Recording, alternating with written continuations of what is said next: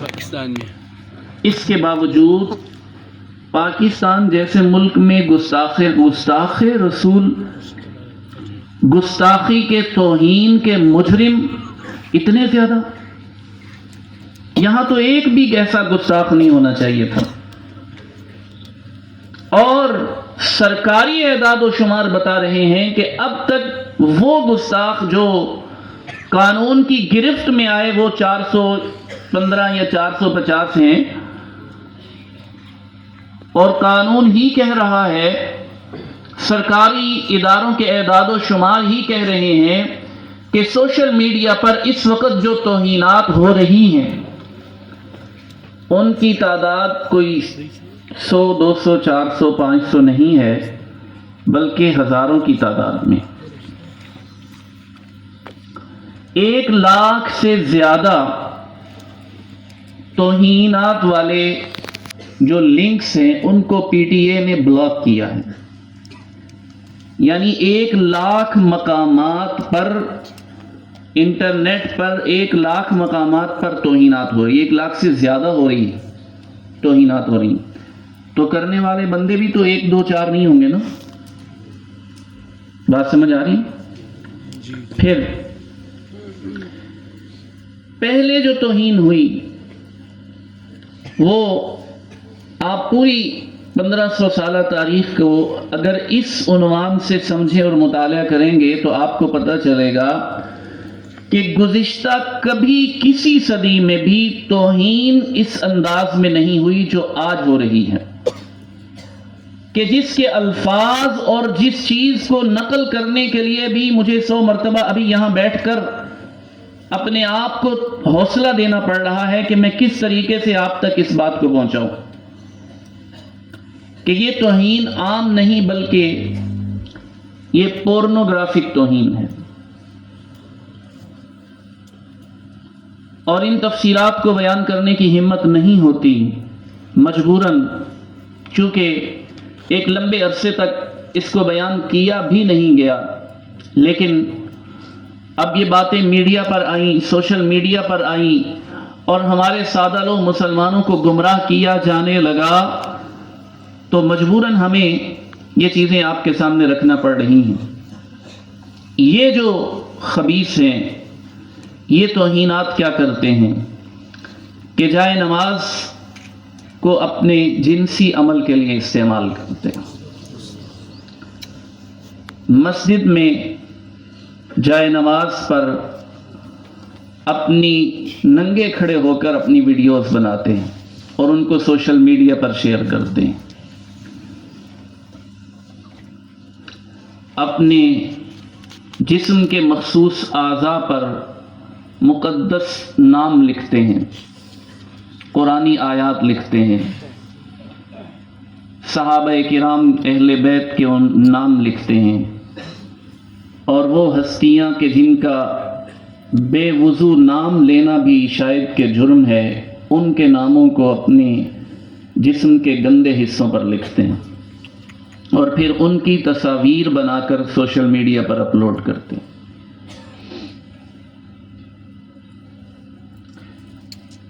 امہات المومنین اور صحابہ کرام، صحابیات کے ناموں سے گندی کہانیاں لکھتے ہیں.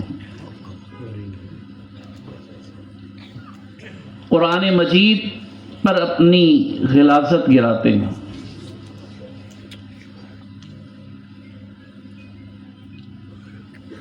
یہ وہ توہین ہے. میں نے آپ کو صرف اس کا ایک حصہ، ایک باب بتایا ہے. ہمارے ایک صحافی دوست ہیں، انہوں نے ایک بدبخت جو ایف آئی اے والوں نے گرفتار کیا اس کا انٹرویو لیا اور اس سے پوچھا تو اس نے پوچھا کہ تم کیا کرتے تھے؟ اس نے کہا کچھ نہیں، میں بس چیٹ کرتا تھا. کیا کرتا تھا؟ چیٹ کرتا تھا، میسج کرتا تھا اور میسیجز کے ذریعے توہین کرتا تھا. کیسے کرتا تھا؟ تیرا کردار، تو نے کیا کردار اپنایا ہوا تھا؟ تو اس خبیث نے کہا کہ میرا نام حضرت بلال تھا رکھا ہوا تھا، اور دوسرا اس نے کسی صحابیہ کا نام لیا کہ وہ نام رکھا ہوا تھا، جس کے ساتھ گندی باتیں کر رہا تھا اس کا نام کسی صحابیہ کا رکھا ہوا۔ تو یہ وہ توہینات ہیں اللہ کی قسم جس کے سامنے توہین کا لفظ چھوٹا پڑ جاتا ہے۔ توہین تو بہت چھوٹا سا لفظ پڑ جاتا ہے، سمجھ نہیں آتا کہ اس گند کو کیا عنوان دیا جائے اور کس طریقے سے اس کو بیان کیا جائے، کیسے اس کو پہنچایا جائے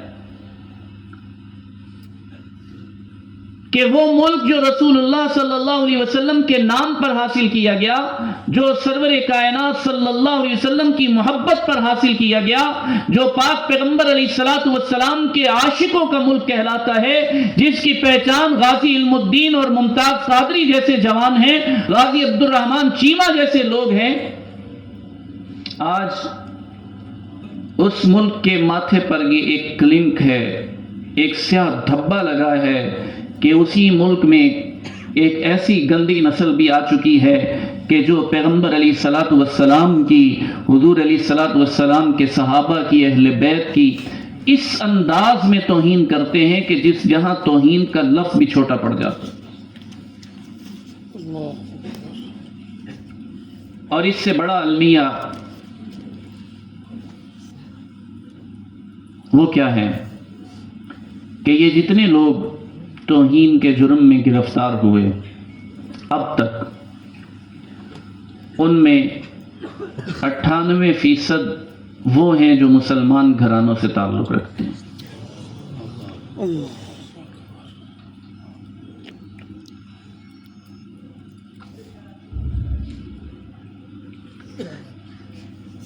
سوچ سکتے ہیں آپ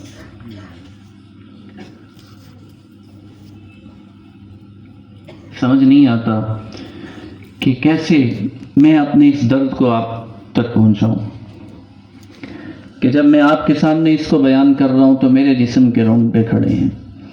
ہم سب مسلمان ہیں، ہم سب حضور پاک علیہ السلام کی محبت میں یہاں بیٹھے ہیں۔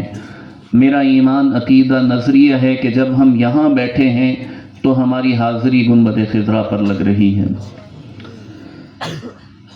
لیکن ہماری موجودگی میں اتنا بڑا جرم ہو رہا ہے، اتنا بڑا جرم ہو رہا ہے، اور ہم کچھ نہیں کر پا رہے، ہمیں پتہ تک نہیں۔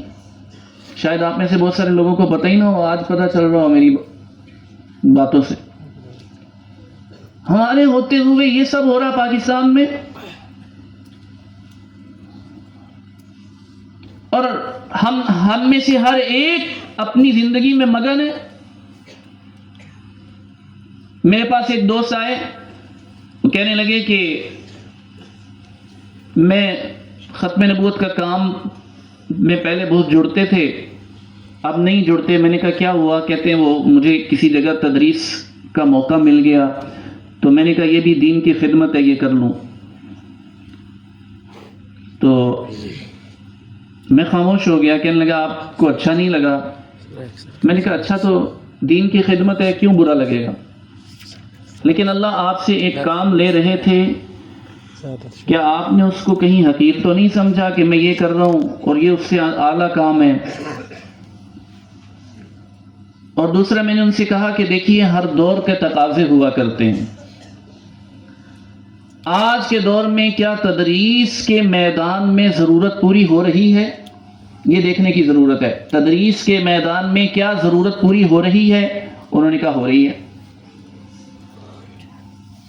میں نے کہا تبلیغ کے میدان میں کیا جو امت کو ضرورت ہے وہ پوری ہو رہی ہے؟ کہنے لگے ہو رہی ہے پوری۔ میں نے ان سے پوچھا کہ باقی جو دین کے شعبے ہیں کیا ان میں جو امت کو ضرورت ہے وہ پوری ہو رہی ہے؟ کہتے ہیں ہو رہی ہے۔ تو میں نے عرض کیا کہ بھائی یہ جو کام ہے فتنوں کے رد کا اور فتنوں کے مقابلے کا، کیا اس کی ضرورت پوری ہو رہی ہے؟ تو وہ خاموش ہو گئے۔ میں نے کہا ضرورت تو آپ کی یہاں تھی، آپ نے اس کو پیچھے کیا اور اس کام کو آگے رکھا۔ ناراض نہیں، دوست ہے میرے ساتھ تعلق ہے، اس لیے میں نے کہا کہ ناراض نہیں، لیکن میں سمجھانا چاہتا ہوں کہ آج کی ضرورت کیا ہے اور ہم کر کیا رہے ہیں۔ ہمیں اب تک یہی سمجھ نہیں آیا کہ ہماری منزل کیا ہے، ہم نے جانا کدھر ہے اور کرنا کیا ہے۔ اور دشمن ایک لمحے کے لیے بھی بے خبر نہیں ہوا، ایک لمحے کے لیے بھی وہ اس کی توجہ نہیں ادھر ادھر ہوئی۔ 1500 سال پہلے بھی دشمن کا ہدف ذات نبوت تھی، اور 1500 سال کے بعد بھی دشمن کا ہدف ذات نبوت ہے۔ جب سرکار دنیا میں تھے تب بھی حضور کی ذات پر حملہ، آج بھی حضور کی ذات پر حملہ، پیغمبر کے صحابہ تو حضور کے سامنے سرخرو ہوں گے، اور میں اور آپ کہاں کھڑے ہوں گے کہ جب ہمارے سامنے یہ سب ہو رہا ہے، ہماری زندگیوں میں یہ سب ہو رہا ہے، تو آج ہم سب کہاں کھڑے؟ یہ جو جرم ہو رہا ہے، اللہ کی قسم ہم اس کو عوامی مجمع میں بھی بیان کرنے کی ہمت نہیں کر پاتے۔ آپ مدارس کے لوگ ہیں، علماء ہیں، طلباء ہیں، آپ کی چونکہ ذمہ داری ہے، اب سب فتنوں کو آپ سمجھ رہے ہیں، تو یہ اس دور کا ایک بہت بڑا فتنہ ہے۔ اس فتنے کے مقابل آپ کو کھڑا ہونا ہے، اس لیے یہ آپ کے سامنے بیان کیا جا رہا ہے۔ ایک ریڑھی لگانے والے مسلمان کے سامنے کوئی لمبی چوڑا دین نہیں ہوتا، اس کے سامنے بس چھوٹی چھوٹی چند باتیں ہی ہوتی ہیں، وہ محبت کے ساتھ ہی جڑا ہوا ہوتا ہے، اور اگر اس کے سامنے آپ ان چیزوں کو بیان کریں تو شاید اس کا کلیجہ پھٹ جائے۔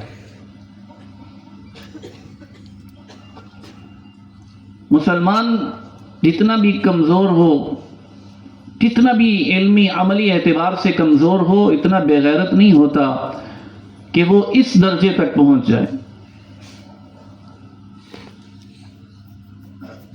بہرحال یہ لوگ کیسے یہاں تک پہنچے، اس پر بھی آخر میں بات عرض کرتا ہوں۔ یہ توہین ہے جو آج ہو رہی ہے۔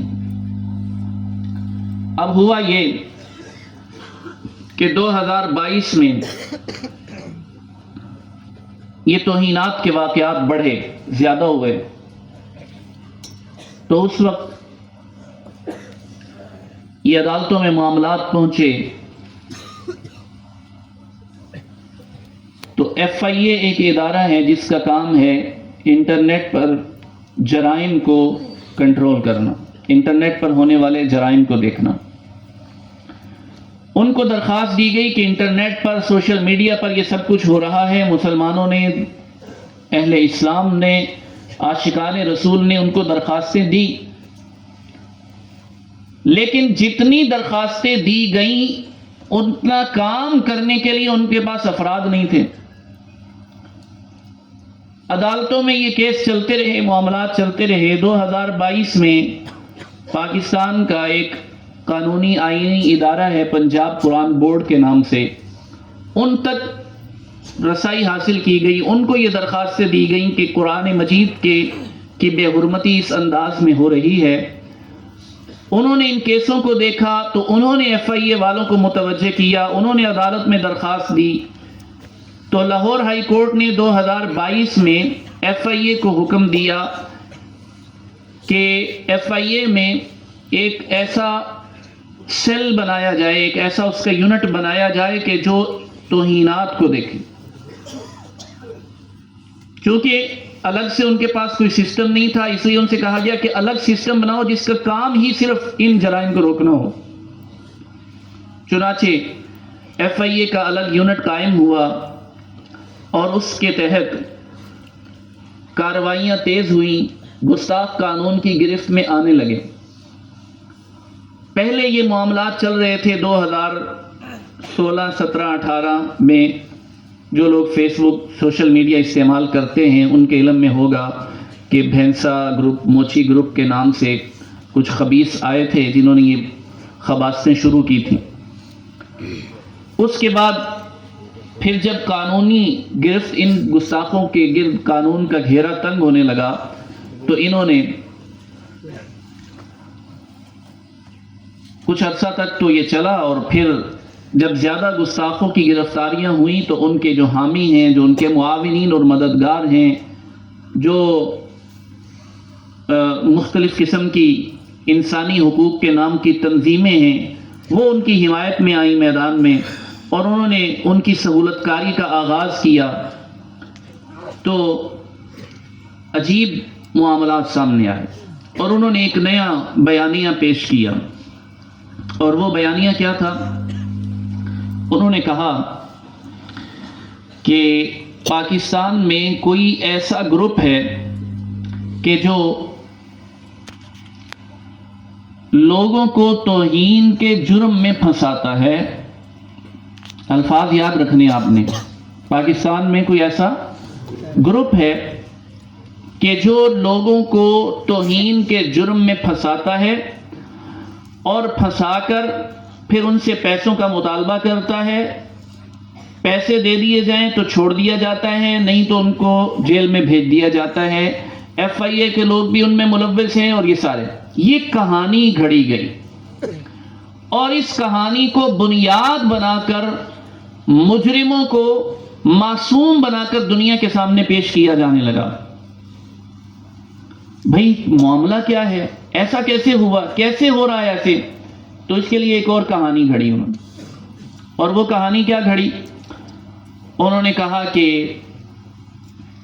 ایک بندے کو موبائل پر میسج ملتا ہے جس میں توہین آمیز مواد بھیجا گیا ہوتا ہے، اور اس بندے سے کہا جاتا ہے کہ آپ کے پاس جو توہین آمیز مواد آیا ہے، جس بندے کے پاس پہنچتا ہے وہ پریشانی میں اس بندے کو میسج کرتا ہے کہ آپ نے مجھے یہ کیا بھیج دیا ہے؟ وہ کہتے ہیں میں نے تو کچھ نہیں بھیجا۔ وہ کہتے ہیں نہیں آپ نے مجھے توہین آمیز مواد بھیجا ہے۔ تو وہ کہتے ہیں میں نے تو نہیں بھیجا، آپ مجھے بھیجے، میں دیکھتا ہوں میں نے کیا بھیجا ہے۔ تو یہ بندہ جب اس کو واپس بھیجتا ہے تو وہ نمبر بلاک کر دیا جاتا ہے اور اس بندے کو گرفتار کر لیا جاتا ہے۔ ٹھیک ہے، اس کو کہا انہوں نے ون ٹائم شیئرنگ۔ کیا کہا؟ ون ٹائم، کہ ون ٹائم شیئرنگ پر لوگوں کو کیا کیا جاتا ہے؟ گرفتار، یعنی پھنسا کر گرفتار کر لیا جاتا ہے۔ یہ کہانی گھڑی، پوچھا گیا کہ یہ کہانی آپ کے پاس کہاں سے آئی؟ تو انہوں نے کہا کہ فیکٹ فوکس ایک ادارہ ہے، یہ اس کی رپورٹ ہے، ایک اخبار ہے، اور اس نے یہ رپورٹ دی ہے۔ اچھا، اس رپورٹ کے پیچھے اس کی حقیقت کیا ہے وہ بھی آپ دیکھ لیں۔ انہوں نے کہا کہ فیکٹ فوکس پاکستان میں نہیں ہے، ایک غیر ملکی ادارہ ہے، اور اس باہر کے ملک میں بھی، اور وہ بس ایک محدود سا اس کا کام ہے سنسنی پھیلانا اور بلا وجہ کی خبریں خود سے گھڑ کے جھوٹی خبروں کو مشہور کرنا، یہ اس ادارے کا کام ہے۔ اور پاکستان میں آپ کو مزے کی بات بتاؤں کہ یہ ادارہ اخبار ایسا ہے کہ جو پاکستان میں بین ہے، پابندی ہے اس پر۔ اس کی خبر کو کیا بنایا گیا؟ بنیاد بنایا گیا۔ اس کی بنیاد کیا ہے؟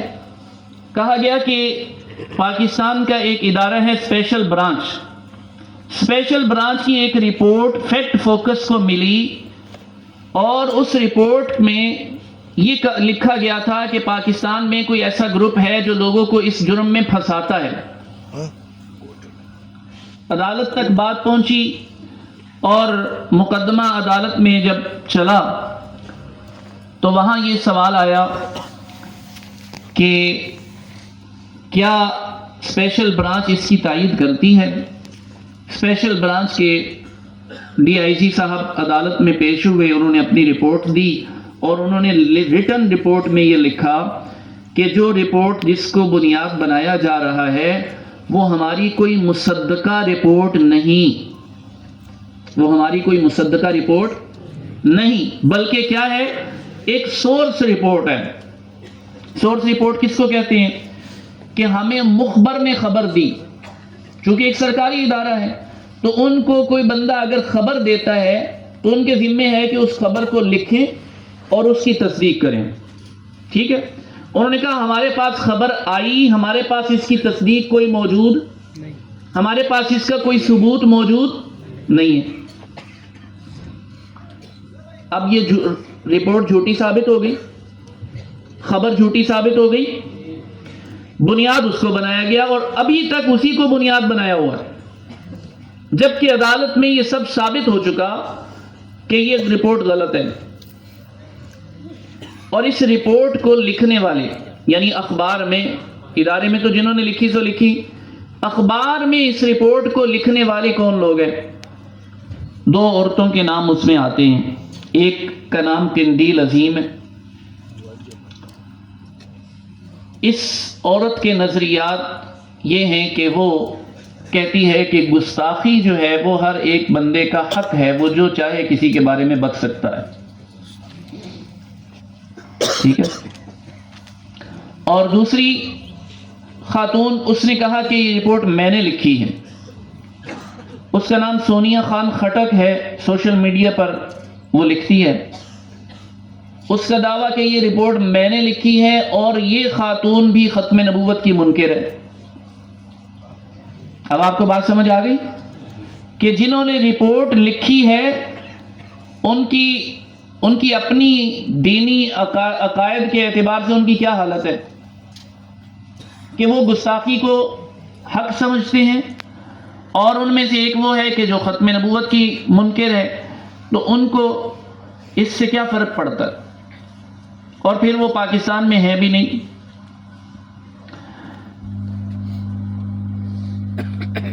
یہ رپورٹ آپ کے سامنے ہے، یہ جو سورس رپورٹ ہے یہ دو طرح سے سامنے آئی، ایک انگلش رپورٹ ہے اور ایک اردو ہے۔ ان دونوں رپورٹوں میں بھی آپس میں تضاد ہے، مولانا فضل الرحمان صاحب، دونوں رپورٹوں میں بھی تضاد ہے، یعنی ایک ایسا بیانیہ بنا کر گھڑا گیا اور اسے پورے ملک میں نہیں پوری دنیا میں پھیلایا گیا کہ جس کے اپنے پلے کچھ نہیں ہے، اور ہمارے سادہ لوگ مسلمان نہیں پڑھے لکھے بھی اس جو ہے فتنے کا شکار ہوئے۔ اب وہ کیا کہہ رہے ہیں؟ اردو کی رپورٹ میں لکھا ہے کہ ایک گروہ ایسا ہے جو نوکری یا ملاقات کا لالچ دے کر بلیک میل کرتا ہے اور پھر بھیجا گیا مواد ڈیلیٹ کرنے سے روکتا ہے۔ ایک کیا ہے؟ گروہ ہے جو کس کا لالچ دیتا ہے؟ نوکری یا ملاقات کا۔ انگریزی رپورٹ کہہ رہی ہے کہ گروہ کا طریقہ واردات لڑکیوں کے نام سے گستاخانہ مواد شیئر کرنے پر اکسانا اور پھر مقدمہ بنوانا ہے، ٹھیک ہے؟ یعنی وہ دونوں رپورٹیں آپس میں بھی نہیں مل رہی۔ ان دونوں رپورٹوں کو بنیاد بنا کر فیکٹ فوکس نے کہانی لکھی، اور کہانی لکھنے والی جو خواتین ہیں دونوں کا دعویٰ ہے کہ ہم نے لکھی ہے، اور ان دونوں کی یہ حالت کیا ہے وہ میں نے آپ کو بتا دی۔ تو یہ بیانیہ بنا کر قوم کے سامنے پیش کیا گیا، اور پھر ہائی کورٹ میں، اسلام آباد ہائی کورٹ میں جب یہ بات چلی، مقدمہ چلا، کمیشن کا مطالبہ کیا ان لوگوں نے۔ اس کمیشن کا مطالبے کی وجہ کیا تھی وہ میں انشاءاللہ آگے بیان کرتا ہوں۔ اسی فیکٹ فوکس کی رپورٹ میں اور بھی چند چیزیں ہیں جو میں آپ کو بتانا چاہتا ہوں، اور وہ کیا ہیں؟ نمبر ایک، انہوں نے اس رپورٹ میں ایک ای میل لکھی، شاید یہ آپ کو وہاں سے واضح نظر نہ آئے، میں آپ کو ویسے بتا دیتا ہوں۔ ایک ای میل کو شامل کیا اور کہا کہ ہمیں رات کے 3 بجے اڈیالہ جیل سے ایک مجرم نے، ایک گرفتار شخص جو ہے، اس نے ای میل بھیجی اور اس نے کہا کہ مجھے اس طرح جو ہے اس جرم میں پھنسایا گیا، ٹھیک ہے؟ عدالت میں جب پوچھا گیا، تحقیق کی گئی تو پتہ چلا کہ اڈیالہ جیل میں تو مجرموں کو، گرفتار لوگوں کو ایسی کوئی سہولت میسر ہی نہیں ہے، نہ ان کے پاس انٹرنیٹ ہے، نہ لیپ ٹاپ ہے، نہ موبائل ہے، ای میل کہاں سے آئی؟ بات سمجھ آئی؟ ای میل کہاں سے آئی؟ اس کے بعد انہوں نے یہ دعویٰ کیا کہ 25 جولائی کو یہ رپورٹ اسپیشل برانچ کو موصول ہوئی، اور ابھی 25 جولائی کو یہ 2024 کو یہ اسپیشل برانچ کو موصول ہو رہی ہے اور 29 جولائی کو فیکٹ فوکس اس کو شائع کر رہا ہے۔ ہمارا سوال یہ ہے کہ ایک سرکاری دستاویز، سرکاری ادارے کا ایک سورس لیٹر جو کہ مخبر نے اس کو دیا، جس کی تصدیق بھی نہیں ہو سکی، وہ ایک عام آدمی تک پہنچا کیسے؟ سوال ہے نا، کیسے پہنچا؟ آپ جس چیز کو مقدمہ بنا کی بنیاد بنا رہے ہیں، اس کی بنیاد اس کو پہلے ثابت تو کریں۔ اور یہ ساری کہانی، آپ کو پیچھے والا منظر یاد رہنا چاہیے، یہ سارا منظر نامہ کیوں بنایا جا رہا ہے؟ ان 450 لوگوں کو بچانے کے لیے۔ یعنی ایک جرم تو گستاخی تھا، توہین تھا، ایک تو وہ گندی نسل تھی جو پیدا ہوئی گستاخی کرنے والی، پھر اس سے اگلے درجے کی گندی نسل وہ آئی کہ جنہوں نے ان کو بچانے کے لیے پورے ملک کو اور پورے ملک کے آئین و قانون کو داؤ پر لگا دیا۔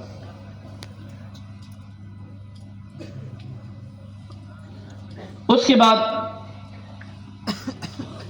اسی رپورٹ میں انہوں نے ایک انٹیلیجنس بیورو پاکستان کا ایک ادارہ ہے، اس کی رپورٹ کا ذکر کیا کہ ہمیں اس کے ذریعے بھی معلومات حاصل ہوئیں، اور جب آئی بی والوں سے اس رپورٹ کا ذکر کیا گیا تو وفاقی حکومت نے بتایا کہ آئی بی نے ایسی کوئی رپورٹ سرے سے تیار ہی نہیں کی۔ اب باتیں سمجھ آ رہی ہیں، کڑیاں مل رہی ہیں آپ کی؟ چوتھی بات،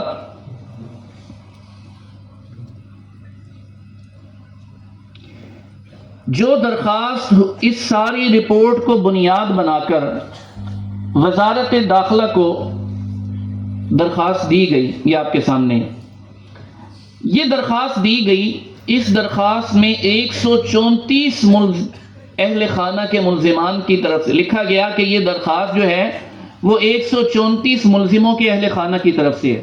کتنے؟ 134 ملزموں کے اہل خانہ کی طرف سے وزارت داخلہ کو یہ درخواست دی گئی کہ ہمیں جو ہے اس طریقے سے اس جرم میں پھنسایا گیا ہے۔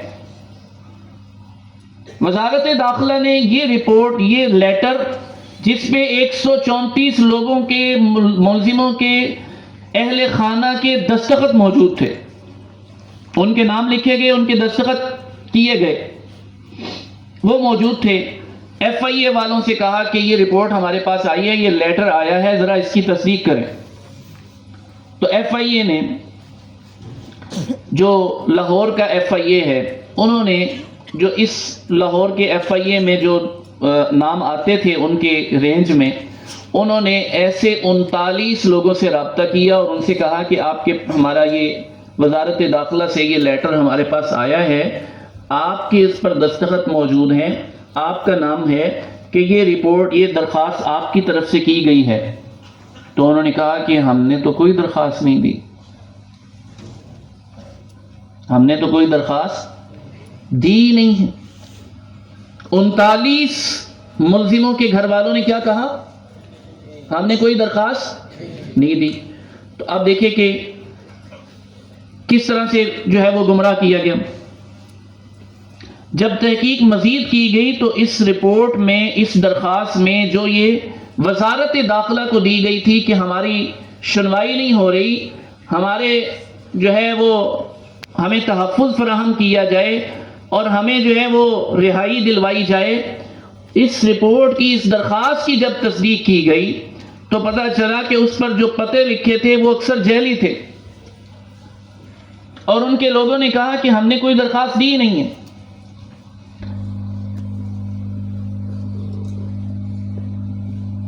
اب انہوں نے مطالبہ کیا، جو گستاخوں کے حامی ہیں، انہوں نے کیا مطالبہ کیا عدالت سے کہ جناب ایک کمیشن بنایا جائے۔ ایک بات آپ سب نے یاد رکھنی ہے کہ کمیشن کا مطالبہ کرنا یہ کوئی بری بات نہیں ہے۔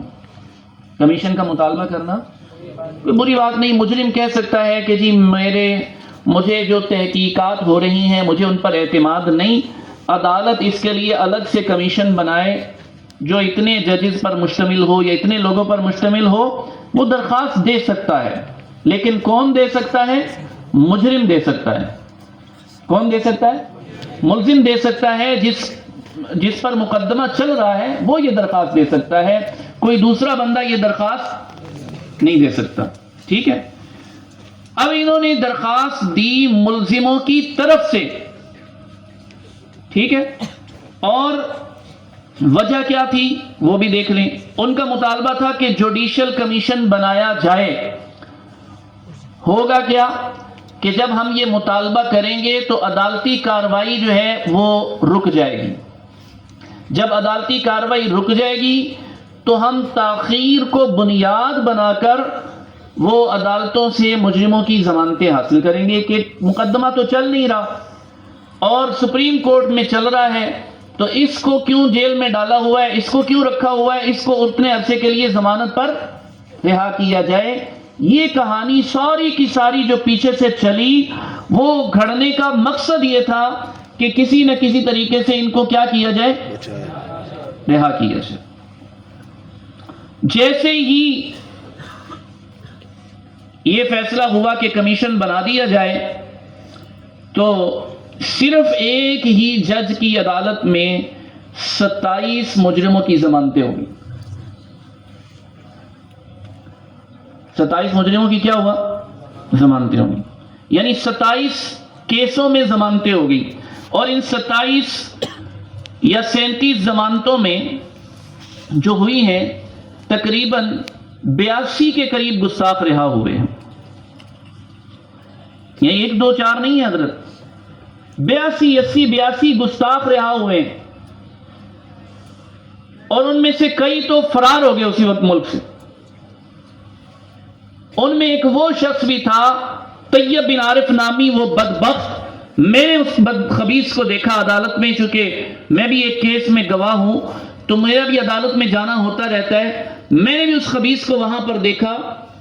وہ جب گرفتار ہوا تو اس سے تحقیقات سے پتہ چلا کہ یہ بندہ 6 سال سے توہین کر رہا ہے، 2022 میں گرفتار ہوا ہے، اور کب سے توہین کر رہا ہے؟ 6 سال پہلے سے وہ توہین کر رہا ہے۔ اس سے پوچھا گیا یہ گند کیوں کر رہا ہے تو؟ وہی ساری توہینات جو میں آپ کو بتا چکا ہوں، میں بار بار بتانے کی ہمت نہیں رکھتا۔ اس سے پوچھا گیا کیوں کرتے ہو؟ اس نے کہا کہ میں شیطان کا پیغمبر ہوں اور میں شیطان کی خوشنودی حاصل کرنے کے لیے یہ کرتا ہوں۔ ریکارڈ پر اس کا یہ بیان موجود ہے۔ اس کو ایک جھوٹی اور غیر قانونی طریقے سے اس کو ضمانت پر رہا کیا گیا، دوسرے دن وہ پاکستان سے فرار ہو گیا۔ یہ وہ شخص ہے جس کو پاکستان میں اس توہینات والے اس سارے بدبختی کا جس کو ماسٹر مائنڈ سمجھا جاتا ہے، پاکستان سے فرار ہو چکا ہے۔ اللہ اور اللہ کے رسول کے سامنے ہم سب پیش ہونے والے ہیں۔ یہ گستاخ پاکستان سے فرار ہو چکا۔ ایک اور مقدمہ عدالت میں، آپ سمجھیے کہ پاکستان میں ہمارے ہاں آج قانون کی حالت کیا ہو چکی ہے کہ جج جو ہیں شاید وہ خود کو بادشاہ سمجھتے ہیں۔ جج کے سامنے مولانا سعید الرحمان صاحب، جج کے سامنے کٹہرے میں 5 مجرم کھڑے ہوئے ہیں، ان میں سے 4 کے وکیل نہیں آئے، 4 کے وکیل نہیں آئے، ایک کا وکیل ہے جج کے سامنے کھڑا ہوا ہے، اور دوسری طرف جو مدعی ہے ان کا وکیل بھی کھڑا ہے، اور وہ کہہ رہا ہے کہ جج صاحب یہ جو آپ کے سامنے وزیر گل کھڑا ہوا ہے اس کی فائل آپ کے سامنے رکھی ہے، اس کی فائل میں ڈی این اے رپورٹ موجود ہے جس سے یہ ثابت ہوتا ہے کہ اس خبیث نے مشت زنی کر کے اپنے مادے کو قرآن پر گرایا، اور اس کا جو غلاظت ہے اس کا ڈی این اے رپورٹ جو ہے وہ جج صاحب آپ کے سامنے رکھی ہے۔ جج کہتے ہیں ابھی اس کی بات نہ کرو، ابھی دیکھتے ہیں اس کو۔ یہ کہا اور اس کو صرف ضمانت نہیں دی گئی، میں مر جاؤں یہ بات کرنے سے پہلے، کاش کہ یہ دن نہ آتا ہم زمین میں گڑ چکے ہوتے کہ اس خبیث کو صرف ضمانت پر رہا نہیں کیا گیا بلکہ بری کر دیا گیا۔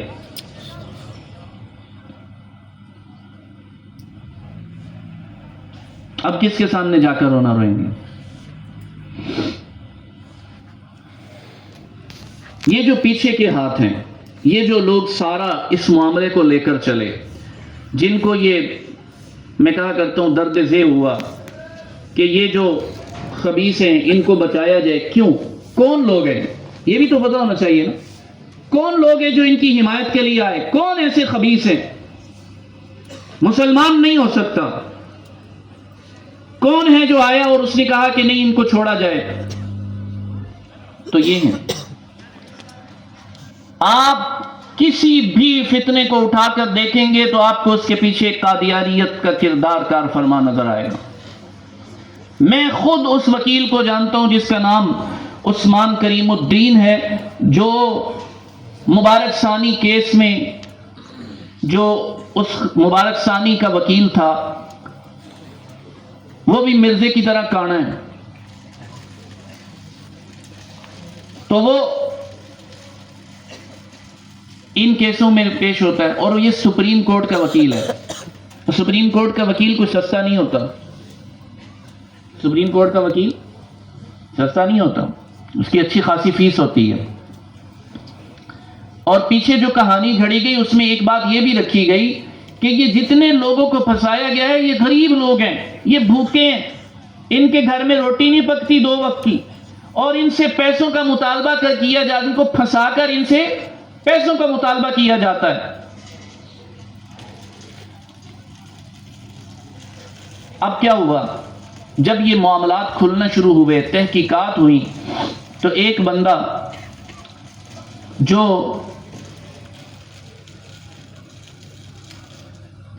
وزارت داخلہ کا ملازم ہے، یہ سوال تو بنتا تھا نا کہ وزارت داخلہ اتنا بڑا ادارہ ہے، میں نے پیچھے آپ کو وہ درخواست دکھائی نا کہ جس میں جھوٹے دستخط کیے گئے، اس ادارے تک یہ درخواست کیسے پہنچائی گئی؟ کون لے جایا گیا؟ کون تھا جو بندہ جس نے پہنچایا؟ تو وہ ظہیر ملک تھا۔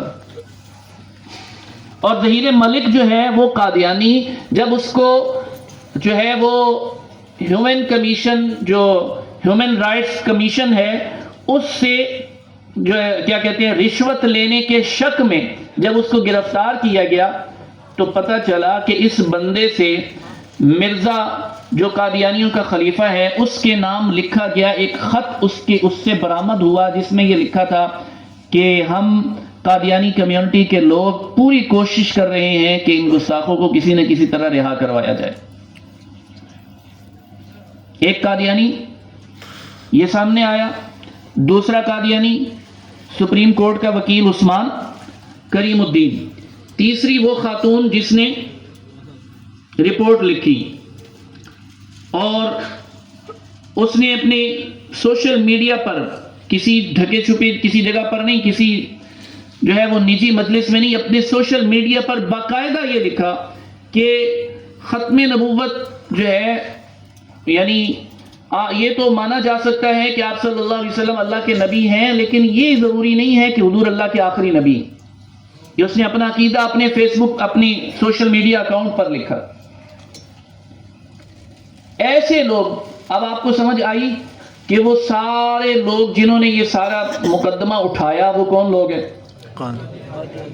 جی، سوال یہ ہے کہ وہ لوگ جو غریب ہیں، جن کے گھر میں 2 وقت کی روٹی نہیں پکتی، ان کے پاس اتنا پیسہ کہاں سے آیا جو سپریم کورٹ کے وکیل کو دے رہے ہیں؟ یا وہ پیسے نہیں لے رہا اور وہ کیا کہہ رہے ہیں رفائی کام کر رہا ہے، ایسی ہے نا کہ وہ خدمت کر رہا ہے، تو اس کا کیا مفاد ہے؟ گستاخوں سے اس کا کیا مفاد ہے کہ وہ ان کی فری کیس لڑ رہا ہے؟ تو آپ پوری مقدمے کو میں امید کرتا ہوں کہ سمجھ چکے ہوں گے، ساری بات سمجھ میں آ چکی جی۔ اب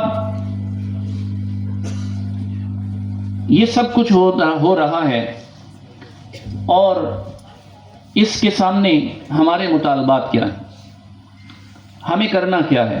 سوال یہ ہے وہ بیانیہ جو انہوں نے بنایا تھا، جو انہوں نے گھڑا تھا، وہ ابھی تک چل رہا ہے، سوشل میڈیا پر بھی موجود ہے اور دیگر مختلف جگہوں پر بھی بعض سادہ لوگ مسلمان بھی ان چیزوں کو نقل کرتے ہیں۔ آج آپ سارے جتنے دوست میرے بیٹھے ہوئے ہیں، سب طلباء، میں بھی آپ کی طرح ایک ادنا طالب علم ہوں، ہم سب یہاں بیٹھ کر ابھی یہ وعدہ کریں گے اللہ تعالیٰ سے کہ ہم اپنے موبائل پر آنے والے کسی بھی میسج کو، کسی بھی تحریر کو، کسی بھی پوسٹ کو آج کے بعد تحقیق کے بغیر شیئر نہیں کریں گے انشاءاللہ۔ ٹھیک ہے؟ انشاءاللہ۔ ہم بعض دفعہ انجانے میں ہم جو ہے وہ ان لوگوں کی جو ان کے بنائے ہوئے جو بیانیے ہوتے ہیں، ہم ان کو شیئر کرنے میں جو ہے وہ ہمارا حصہ پڑ جاتا ہے۔ تو اس لیے سب سے پہلے تو ہم یہ ارادہ کریں کہ اپنے سوشل میڈیا پر آنے والی ہر چیز کو تحقیق کے بغیر آگے شیئر، یہ بہت بڑا جرم ہے۔ اور آج جب اے آئی کا دور ہے تو کچھ بھی آپ کے سامنے آ سکتا ہے، کچھ بھی آ سکتا ہے۔ اس لیے کبھی بھی جب آپ کے پاس کوئی خبر آئے، کوئی اطلاع آئے، کوئی رپورٹ آئے، کوئی کہانی آئے، جب تک آپ اس کی تصدیق نہ کر لیں 1 2 4 مستند ذرائع سے، تو آپ اس کو شیئر نہ کریں۔ ارادہ کرتے ہیں انشاءاللہ۔ دوسری بات، ہمیں حکومت والوں سے مطالبات کیا کرنے ہیں، ہمارا بیانیہ کیا ہے، ہم کیا کرنا چاہتے ہیں۔ یہ سب کچھ ہو رہا ہے، اس کے مقابلے میں ہمیں کرنا کیا ہے۔ نمبر 1، میں نے آپ کے سامنے ایک چھوٹی سی گزارش رکھی۔ نمبر 2، یہ جو یہاں لکھا ہے وہ میں بعد میں رکھتا ہوں، جو آپ سے میرے مطالبات ہیں میں پہلے وہ رکھ رہا ہوں۔ الحمدللہ ہماری جماعت کا شعبہ تحفظ ناموس رسالت موجود ہے۔ حضرت مفتی زبیر صاحب دامت برکاتہم العالیہ آپ کے سامنے گفتگو فرما رہے تھے، وہ شعبے کے ذمہ دار سرپرست ہیں، وہ اس کو لے کے چل رہے ہیں۔ تو ہم نے اپنی جماعت کا جو طریقہ کار ہے، جو نظم ہے، وہ معلوم کرنا ہے۔ ایک تو آج سے ہم نے اس کے خلاف کام کرنا ہے انشاءاللہ، اور اگر آپ سارے ارادہ کر لینا، ہم سب جتنے بیٹھے ہوئے ہیں، تو 2026 کا سورج غروب ہونے سے پہلے اس فتنے کا سورج غروب ہو جائے گا انشاءاللہ۔ انشاءاللہ یہ نہیں رہنے والا۔ لیکن میرا، آپ کا، ہم سب کا جو ہے وہ مستقل محنت شرط ہے۔ ہم نے دوسرا کام جو کرنا ہے میرے دوستو، بڑی معذرت کے ساتھ، وہ یہ کہ ہم نے خود بھی اور اپنے دوستوں میں بھی، اپنے اعزاء و اقارب میں بھی، اپنے بہن بھائیوں میں بھی موبائل کے غلط استعمال کو روکنا۔ یار یہ ایک ضرورت کی چیز ہے، اس سے فون کریں، اس سے میسج بھیجیں، کوئی ضروری کام ہے واٹس ایپ کریں، لیکن ہم کیا کر رہے ہیں؟ بلا وجہ کوئی کام نہیں ہے، بس لگے ہوئے ہیں، کیا کر رہے ہیں؟ یہی قرآن پڑھ لیں، یہی ابھی کل بھی آپ کو میرا خیال یہاں بتایا گیا کہ تسبیح ہاتھ میں رکھیں، درود شریف پڑھ لیں، ٹھیک ہے نا؟ یہ کرنے کا کام ہے۔ اس کے ساتھ جو ہم مستقل لگے ہوئے ہیں اور اپنی تنہائیوں کو برباد کر رہے ہیں، کیا مل رہا ہے؟ نتیجہ کیا ہے؟ تو ہم ارادہ کریں گے انشاءاللہ کہ موبائل کا استعمال درست کریں گے۔ اور تیسرا کام جو ابھی ہم کر رہے ہیں وہ یہ ہے عوامی آگہی کا۔ اور عوامی آگہی سے پہلے ہم نے جو نظم بنایا وہ یہ کہ چونکہ یہ ایسی بکواسات ہیں اور یہ ایسی خباثت ہے کہ جس کو عام مجموع میں بیان نہیں کیا جا سکتا۔ مجھے نہیں پتا کہ اللہ نے مجھے کیسے اتنی ہمت طاقت دی، میرے بزرگوں کی دعاؤں کا صدقہ ہے کہ میں نے ہمت کر کے یہ سب آپ کے سامنے رکھ دیا ہے۔ آج سے پہلے میں اتنی ہمت سے کسی جگہ اس چیز کو بیان نہیں کر سکا ہوں۔ تو اس لیے ہم نے یہ نظم بنایا کہ ہم خواص کو مختلف شہروں میں، مختلف اضلاع میں، علماء، وکلاء، ڈاکٹرز، تجار، ان کے سیمینار کروائیں اور ان کے سامنے ہم یہ بات رکھیں کہ پاکستان میں یہ ہو رہا ہے، اس کے لیے ہم سب کو یک آواز ہونا ہے۔ الحمدللہ گجرانوالہ میں ہمارے مولانا قاری نعمان بابر صاحب، ان کے رفقا، ان کے دوستوں کی محنت سے بہت بڑا سیمینار ہوا۔ ابھی چند دن قبل قصور میں ہوا، انشاءاللہ رحیم یارخواں میں ہو رہا ہے، بہاول نگر میں ہو رہا ہے، साहिवाल में हो रहा है आपके इस कोर्स के बाद, तो ये उलमा में हम अपने इस पैगाम को लेकर जा रहे हैं, वकला में लेकर जा रहे हैं, डॉक्टरों में लेकर जा रहे हैं। तो आप सब साथी भी अपने अपने मकाम पर जाकर इसके लिए मेहनत करें और खवास तक इस पैगाम को पहुंचाने में आप हमारे मुआविन बन जाएं, ठीक है। और इसके लिए अल्लाह ताला से मांगे भी कि अल्लाह ये बड़ी खिदमत है, हुजूर पाक अलैहिस्सलातु वस्सलाम की खिदमत का काम है, अल्लाह हमें इसके लिए कबूल फरमा लीजिए, ये भी अल्लाह से मांगे। अब हमारे हुकूमत से क्या मुतालबात है, वो जो पहले वाली बातें थी वो मेरी आपसे थी, और ये मेरी आपसे ही दरख्वास्त है कि अल्हम्दुलिल्लाह हमारा एक नज़म मौजूद है। ये पहला कदम है हमारा कि हमने उलमा, वकला, डॉक्टरों, शोबा के बड़े लोगों के पास जाना है। हमारा अगला कदम भी पहले से अल्हम्दुलिल्लाह तय है कि इसके बाद हमने क्या करना है, फिर उसके बाद हमने क्या करना है। तो इंशाअल्लाह हम इस मुकदमे को उस वक़्त तक लड़ेंगे जब तक ये फितना ख़त्म नहीं हो जाता इंशाअल्लाह। और हुकूमत से हमारे मुतालबात क्या हैं कि उन्होंने जैसे दहशतगर्दी की रोकथाम के लिए अलग से अदालतें कायम की हैं, तो इन जराइम की रोकथाम के लिए भी हुकूमत अलग से अदालतें कायम करे, ठीक है। क्योंकि इन मुकदमात को सालों तक लटकाया जाता है और फिर गुस्ताखों को बहाने बनाकर जो है उनको रिलीफ दिए जाते हैं। तो हमारा मुतालबा है कि अलग से अदालतें कायम की जाएं और वो उनकी मुद्दत का तयन किया जाए कि 2 माह में, 3 माह में, 4 माह में, हर 5 महीनों में इस केस को ख़त्म किया जाए और अगला केस चले, ठीक है। तीसरा मुतालबा ये है कि ये जो आपके सामने मैंने अभी अपना गम रखा है कि कुरान मजीद की बेहुरमती हुई, ये मैंने एक वज़ीर गुल खबीस की आपको बात बताई है। इस तरह के तकरीबन 30 कुरान पाक के नुस्खे हैं जिन पर गिलाज़त गिराई गई और वो इस वक्त FIA की तहवील में मौजूद हैं। तो हमारा हुकूमत से ये मुतालबा है कि वो इन नुस्खों की जल्द अज जल्द उनको पाक साफ करके उनको दफन करने का इंतज़ाम करें ताकि कुरान पाक की मज़ीद बेहुरमती न हो और उनको उससे गिलाज़त को दूर किया जाए। और ये भी हमारा मुतालबा है कि ये जो इस काम के लिए जो इदारा बनाया गया है वो इस पर अपने काम को मज़ीद बेहतर करे, मज़ीद गुस्ताखों को जल्द अज जल्द उन्हें कानून की गिरफ्त में लाया जाए ताकि ये सिलसिला बंद हो सके। तो क्या ख्याल है, आप सारे इस पैगाम को आगे पहुंचाएंगे इंशाअल्लाह? ये काम आप गली गली में जाकर करेंगे इंशाअल्लाह। जहां खत्म नबुव्वत जिंदाबाद की सदाएं बुलंद होंगी वहां से इंशाअल्लाह हुजूर के गुस्ताखों का जनाजा निकलेगा इंशाअल्लाह। वहीं से गुस्ताखी का खात्मा हो जाएगा। जनाजा निकालने का मतलब ये नहीं कि आप जाकर खुद कानून हाथ में लें, मैं वजाहत कर रहा हूँ, ठीक है, कि खुद कानून हाथ में नहीं बल्कि अपने अमल से हम इंशाअल्लाह इन गुस्ताखों को ख़त्म करेंगे इंशाअल्लाह।